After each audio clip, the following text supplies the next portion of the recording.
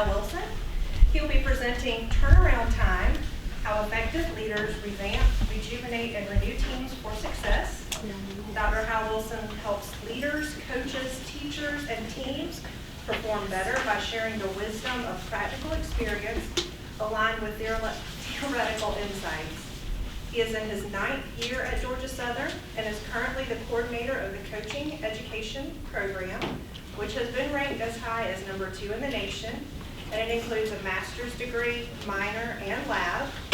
Dr. Wilson has been invited to speak on leadership by many sports teams, USA Basketball, the U.S. Soccer Foundation, and the National Forum on Character Education, and has authored numerous articles on leading well. Please join me in welcoming Dr. Hal Wilson. I promise you I'm not going to make you say good morning twice. Welcome. I'm fired up to be here. It's an honor and a joy. I love Georgia Southern, as you said, my 9th year here. And I am a true blue. I absolutely adore my students and our program. And so, Turnaround Town, first of all, the name, right? If you're in a bad situation, maybe you're under-resourced. I know nobody can relate to this. Under-resourced, maybe understaffed, but maybe one day you'll have to experience that. And you need a turnaround. You want to go to Turnaround Town. So it's just an embodiment, a physical embodiment of concepts. Right? So that's the idea on the title. So what I've done is, I'm not going to bore you with my life story. What I've tried to do is go out in different areas and find these principles that did apply in my leadership in different contexts, and then look at 3 areas: education, coaching, right, and business, and how these principles apply across the board. This handout is just for people that you don't have to take notes. On one side, you see the side with columns. I like to study and learn about metacognition and how we think, and this is just a processing guide that you don't have to do now, but maybe just think about it as anytime you hear any speaker or read anything, you probably knew a lot of the information. So there's going to be a ton of information I share today that you already knew. And that's a good thing, right? You say, I already knew that. Good. I confirmed that. Yes, that's right. And then there's something you might not have heard before. Maybe it's said in a different way, right? And that's in the learn column. But the most important column is, what do you do with it? Discern column. How do you figure out, does this apply to my situation? How does it apply to my situation? How can I take this, what to do and not do, and apply it? So that's the point of this. The flip side, just, you know, with the shapes there, that's something that I'll get to in a second. That's just for you later if you want to feel and looking at your influences. So I'm going to try and prepare you to lead a turnaround if you get in that situation by connecting your experiences with best principles. Some of you are probably already leading teams. And again, what's the definition of a team? Right? Your team could be your unit, your department. I'm in the Department of Health Sciences and Kinesiology, and we call it Team HSK. Right? So it's a team. Your team could be your family, it could be your extended family. Could be, there's any way you can define a team, but it's just your unit at the university, whatever that might be. And how do you think your experience with best principles when you get in that situation, when you're in a tough spot? I know that's a little hard to read because I added this. I presented this in Armstrong when we did it on that campus. And some people, if you're not a sports person, but you're here anyway, right? And all he talked about was sports. No, that's actually not true, right? I would love to just talk about sports. But if you're in sports, you should look in other areas. I think if you're in other areas, and my wife works for a Fortune 500 company, and they all the time bring in coaches to speak on the business side because of the principles that apply. So I've color-coded the slides there, business education and sports. What it's not going to do is I have no magic fairy dust I'm going to sprinkle on you, right? There's no secret formula that applies to anyone everywhere. As you all know, when you've been in different companies or different geographic locations, or even with the same team at a different point in time, or you get a new boss, you get new rules, right? Everything changes. So there's nothing that's going to work for everybody all the time.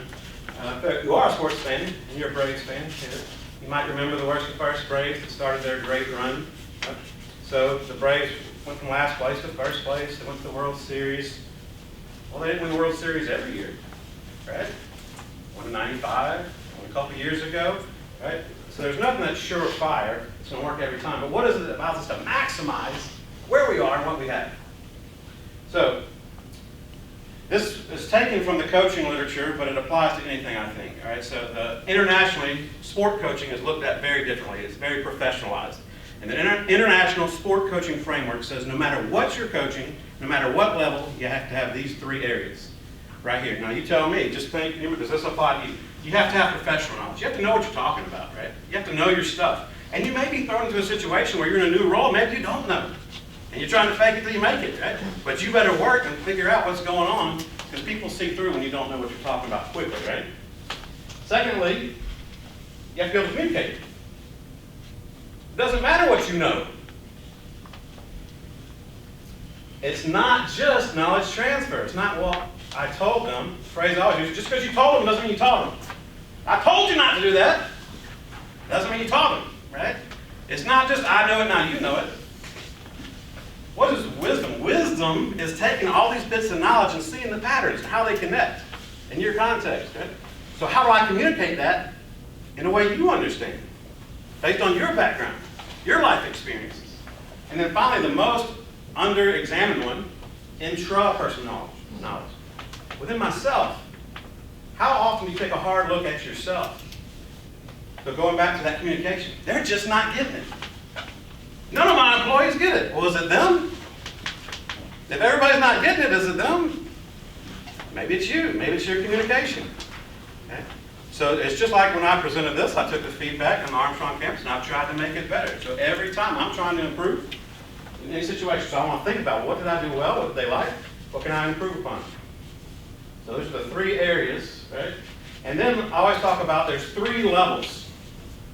Personal reflection, everybody should get to. Okay? What are my experiences? Who have I worked for, played for, been led by in any context? And that's really where these shapes come in. And maybe they intentionally influenced you. Maybe you knew it at the time. Maybe you didn't know it at the time. If you've been in a leadership role, and this happens a lot in coaching, there's people at the time that maybe don't respond, and years later they come back and they're like, I appreciate when you did that. What did you learn to do?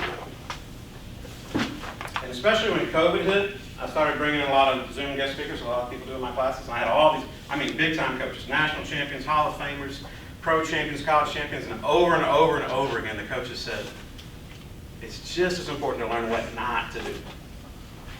It's a lot better if you learn that from somebody else, right?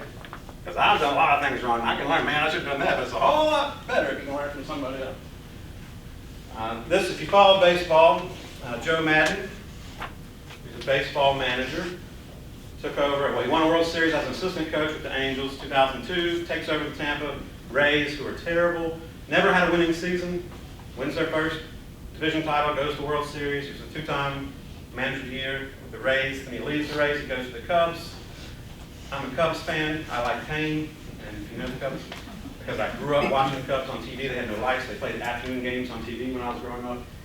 He takes over the Cubs, they win the World Series in 2016, first time in 108 years. 108 years, so you see his quote there, he talks about the importance of learning, and this is a recent book that he wrote that came out, and the whole first quarter of the book is about these key lessons he learned from his mentors and people within the organization and how he transferred them on. So this is mine, right? You don't have to do yours now, but what is yours look like? So what is the center driving focus for you? For me, it's my faith. My Christian faith is what drives me. Right? My family, very important. I have 3 young children. I'm trying to provide the best environment for them. I have multiple roles as a professor, and I still coach my kids. I was a high school varsity head coach for 11 years at 3 different schools. I was a Division I coach. Going back to who you work for, when I was in high school, I had 10 principals in 12 years. So I saw a lot of different leadership styles. How many leaders you had? You're George Southern, been here 9 years, we've had 6 presidents. We've had 6 department heads in 9 years. I've seen a lot of different leadership styles. I worked for 10 head coaches. I have a small business, so small business owners give me a different perspective on leadership. I'm now the program coordinator of our programs. So now we have multiple faculty, we have we have about 50 people in our cohort every year entering in our online masters in kinesiology, coaching, education, emphasis. And then so I take all that and I do a lot of research on leadership. How do I do that? It's primarily in coaching. I go and I watch coaches. I watch them in practices. I watch them in meetings. I watch them with the media. We analyze their media guide, we put it on the website and look at this holistic picture of how they lead and what influences their leadership. So that's where I got to where I am my influences on that. So what are yours? Because sometimes there's people in here that you didn't even realize. Who are you influencing that you don't realize. And I've been part of, as far as turnarounds go, part of turnarounds at multiple levels. At the highest level, coaching the SEC, hadn't won an SEC championship in 18 years. We won one state championship in high school. Two of my varsity teams I coached had never been to the state playoffs. We went for the first time ever. So I've seen it apply in different settings, large schools, small schools. After personal experience and personal reflection is your personal research. It's what you do on your own. Maybe you read on your own. Maybe you watch documentaries. Maybe you talk to people. Maybe there's somebody in a similar role on the other campus or on both campuses or at another university you can talk to and learn from. That's personal research, and that's very important. And the same questions. Now, what I'm going to try and add into that, what you're probably already doing, is what you probably don't have the time or interest in doing, is the professional research, I call it. Peer-reviewed research. That's where eggheads like me get out there and we study things and write these articles in the journals, hoping that it can apply to different situations and impact people. So I'm going to try and show all three things. The best, shortest definition of leadership I've ever seen is this from John Maxwell, very, very famous leadership author. Leadership is influence. Because a lot of people have a title, but are not a leader, right? They've been given a position of authority, but they don't lead. There's a difference. So, leadership is influence. Going back to that personal reflection. So, if you or my team I'm working with, right, and your behavior is not matching our standards that we've agreed upon, then I'm not leading you. And we all, or I, especially younger members, would say, well, it's their fault. They're not listening. They're not. Why am I not connecting with you? Like President Barrero said, it's about the people, right? The people are more important than any process that you might have. And then I like the concept of the 360-degree leader. Some people say, well, when I'm the boss, right, things are changing. I'm not going to do that. What are you waiting on? You don't have to be the boss to lead. That is a weak cop-out. You can influence your peers. You can influence people that are new to the system. You can influence people above you. Right? By consistent application of your values that fits within whatever that goal of that team might be. So what is turnaround leadership? Obviously, but here's the definition from the peer-reviewed research. It's a performance decline followed by performance improvement. So maybe you walk into a situation, I'm new and things are bad, or maybe I'm on a team and for whatever reason, things fall off, but we've got to get it turned around. There's interesting to me, because this is common in sports. You're watching March Madness, or maybe you saw Fairleigh Dickinson's team that was not very good, and now they had one of the biggest upsets in tournament history the other day. People are always interested, well, how did they do that? How did they go from 4 wins to upsetting the number 1? That's turnaround leadership. So it's very, very common in my world of sports, but the actual peer-reviewed leadership doesn't cover a lot. But we went through, and Matthew Goldstein is our research assistant. He's in the back right there. He did a lot of research on this as well, trying to find some of that information.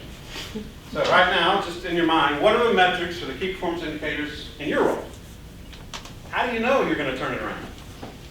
Okay. What is it? Is it something to do with money? Is it numbers? Growth? Sports as it wins? How do you know you're turning it around? Because as I'm sure many of you might know or have experienced, maybe I think I'm turning around based on one of these, but my boss is using a different metric. And things don't usually go well. And I don't have to agree with my boss's metrics, but I need to know what they are. And I know what you might be saying, I know what you might be thinking. What if those metrics are moving? What if the boss said this was the metric, and then next week the boss changed the metric? Y'all haven't experienced that, right? So I've experienced that, right? Well, that's why communication is absolute crucial. Over-communicate. When you do get in that leadership role, over-communicate. How are you being evaluated? That's a great question to ask your boss. It's a great question to ask in an interview. How will I be evaluated? Make sure you know. So what are some of the challenges you face when you're in that situation? Time pressure. Well, we got to turn around now, right? We got to turn around yesterday. We got to get these numbers up. We got to be more efficient, whatever it might be. I'm under time pressure, a time crunch. Scarce resources. I know on the academic side, we're facing that big time. We're losing professors. Anybody that leaves, we don't replace. In my area, we're down multiple professors. I have them cut courses and trying to maintain our product, maintain our minor, maintain our master's with fewer resources. So scarce resources puts pressure on you. An imminent threat to survival. If we don't fix this, something bad's going to happen, right? We might get fired. They might close our program. We might reorganize. We might eliminate my job. So these are the things we're facing. And so looking at the research, my experience, my personal research, I've come up with the 3 R's here. I'm an old English teacher, but too, so I like alliteration and I like to read. So the 3 R's. Revamp. You take over or you're in a situation. So we're going to revamp, remake, revise, renovate, reconstruct. I think it is very, very important, right? If you are a new person, if you step into a new role, that you don't come in, like, you ever seen the old movie Lean On Me with Morgan Freeman, right? And the person standing there like, we have all these plans to fix what's wrong. He's like, you can sit down, Mr. O'Malley. If you could have fixed it, I wouldn't be here. So in the movie, if you haven't seen the movie, right? But maybe it's the people that were there haven't been given the opportunity. Maybe their opinion hasn't been valued. There are tremendous resources everywhere. Now, of course, there's wrong people on the bus, but when you go into that situation, get to know those people and find out their perspective. Because of what worked at your last stop might not work at this stop. There might be a reason. They might have tried with this great idea that you already had. Hey, we're going to come and do this. Well, 2 bosses ago we tried that, or whatever, right? So that's why you got to communicate and seek their input so that together we can now figure out, why are we in this situation?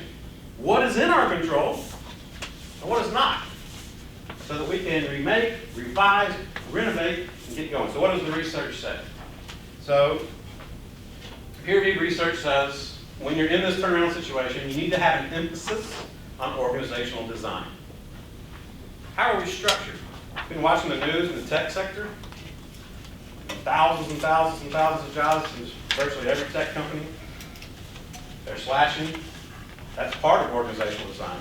It could be, it's like with the office space. What do you say you do here? What is your role? What do you do here? Is there a more efficient way to structure it and set it up? And I thought this was important, right? It's less about, talking about the leader. It's less about particular skill sets for the leader or the type of leader. You know, Dr. Marrero was talking about the types of leader, and you've read any Jimmy Collins' work and trying to get that level 5 leader. There's not one way to lead. I was a part of nine basketball programs in 3 different states at multiple levels. We set a school record for wins or won a championship in 8 of the 9. And everyone was different. Everyone was different. We didn't play the same way, right? And every leader, some of those I was the head coach, most of them I was the assistant. Every head coach was different. So there's not one type of leader, there's not one skill set, but about their ability to purposely navigate and balance apparently conflicting activities. Well, the higher ups say we got to do this, right? But then now this other higher up said I got to do that. It conflicts. How do I navigate that, right? Holistic changes to strategies, structures, and practices. So again, but the key is together we've evaluated. How can we make this better on a whole? Quick fix solutions, maybe addressing the wrong problems. So again, try and take your time. Understand the situation if you're allowed to have that time. And this is key. If you've ever been a leader, you know you can't do it by yourself, right? Even if you have the right ideas, if this is absolutely right, it's not going to work if you don't get buy-in from your people. How do you get buy-in from your... In our master's program, I asked them, what's the biggest problem you face as a coach? High school and middle school coaches, number 1 is always parents. College coaches, number 1 is player buy-in. Number 2 is parents. So how do I get this buy-in? How do I get them to believe in whatever plan I come up with? That's not a quick fix. One of Jim Collins' books, Built to Last, that's a little dated now, but if you've read his whole series, he looked at companies and what separated them from peer companies and made them successful for the long term. And talking about organizational design, about the importance of going back to the basics. What's the core of your team, your role? What is the most important thing that you do? You go to Savannah Bananas, okay, they talk about fans first. Okay? It's all about the fans. Every decision is driven by the fans. What drives your decisions on a daily basis to achieve the goals in your unit? How can you get back to the basics instead of just, we're going to try this, we're going to try that, we're going to try that? From the education world, this is a good book and talked about an institution that completely turned around and grew, one of the fastest growing in America, and they talk about contextual awareness. It begins with their organization, doesn't end there. It has to get personal. Remember intrapersonal reflection? It has to get personal and fast. Self-knowledge. Self-knowledge. What is it that you bring to your role? Right now where you are, what do you bring? Now you might want to be in a different role, and maybe you will be. And the other thing is, are you ready for that next role? Everybody's got all the answers when they're not the boss. When you're the assistant coach, man, the coach has done this. When you move over that 18 inches to that head coach's chair, it's a whole lot different than making suggestions. Now you're making decisions with consequences. From coaching. Most of my coaching slides, just so you know, I use coaches that are retired on purpose. It's kind of like when you name a public school, you don't name it after a living person usually. Something like that. So these are coaches that are retired. And it's not about who you're a fan of, right? So whatever, you know sports. Bear Bryant, coached at Maryland, Kentucky, Texas A&M, Alabama, most famously at Alabama. All right? And what did he say regarding this about strategies and structures? He says, I'll tell all my coaches, you have to have a plan. You have to have a plan for everything. You don't just wing it. A plan you believe in and not compromise. My college coach talked about, he was a high school coach, and then he'd work all these big-time camps. He'd been an assistant coach. He coached Tim Duncan, Hall of Famer, at Wake Forest as an assistant coach, and he couldn't get a head job. And he was complaining about it to another Hall of Fame coach, and that coach said, well, let me see your coaching portfolio. So what are you talking about? So let me see your when you go to an interview, let me see, what's your plan? He said, well, you know, I don't really have one written down. He said, then you're not ready. Quit complaining. If you don't have a plan for when you're the head person, don't complain about not being the head person. Another book about Bryant Saban, focusing on Bryant, said he had a detailed 5-year plan when he took over. He was only at Maryland for 1 year, but he's very successful at Kentucky. He was there for 8 years, very successful at Texas A&M. And then Alabama had been awful before he got the job, the last 4 years before he got the job. Now here's the difference. And I know some of you know this, you saw a 5-year plan, you probably laughed to yourself. I wish I got 5 years. Right? So time frames have compressed for when he was coaching. But still the point is he had a plan. Another good thing, what is your time frame? How quickly do you have to turn it around? Right? But here he had a definite plan that he was committed to, and all his decisions, even if they might cause short-term pain, but it's for a long-term gain, I'm going to make that decision as long as it's aligned with the plan. So we've revamped, we've come together, we've got a new plan. We're going to buy in, we're going to sell, we're going to kick. Now, I got to get you bought in, I got to get you rejuvenated. Because maybe you were in a role and you were fired up when you first got this role, but now it's got kind of stale. Maybe you've been there a long time, or your bosses are changed, or you got passed over, whatever it might be. So we got to make it youthful again, energetic. We got to give new vigor to this, okay? Because we got to do what we do with precision. Right? With my team, we talk about passionate precision. Right? That enthusiasm and passion is the secret ingredient. How do I take this role, and it's a small task, and I do it better than it's ever been done?